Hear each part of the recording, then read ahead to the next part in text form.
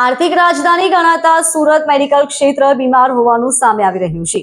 Bogus hospital બાદ bogus ડોક્ટર્સના hub બનેલા સુરતમાં વધુ 6 બોગસ ડોક્ટર ઝડપાયા છે, જેમાં 2 મહિલા ડોક્ટરનો પણ સમાવેશ થાય છે. ડિંડોલી વિસ્તારમાં વગર ડિગ્રીએ ક્લિનિક ચલાવતા બોગસ ડોક્ટર પાસેથી દવા સહિતની મેડિકલનો સરસામાન પણ કબજે કરીને ધોરણસરની કાર્યવાહી પોલીસ દ્વારા કરવામાં આવી રહી છે.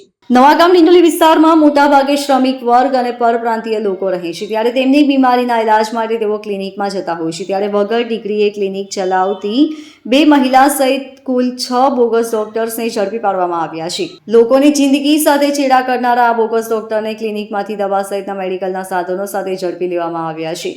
આ તબીબો દર્દીઓને દવા ઇન્જેક્શનની સાથે સાથે બોતલ પણ ચડાવી આપતા હતા. ડિંડોલી પોલીસે અલગ અલગ દવાખાનામાં રેડ કરીને ડિગ્રી વગર ડોક્ટર તરીકે પ્રેક્ટિસ કરતા આરોપી રાજેશ રામકૃષ્ણ મહારાજ, મહેશ વિઠ્ઠલ રાજપૂત, આરતી દેવી સત્યપ્રકાશ સોમનાથ મોરિયા, બુદ્ધદેવ કુમાર શિવનંદન ચૌહાણ, મનોરમાબેન અમરદેવ વિક્રમાદિત્ય પાલ અને શરદ નારાયણ પટેલની ધરપકડ કરી કાયદેસરની કાર્યવાહી હાથ ધરી છે. Bureau report LK star news, Surat.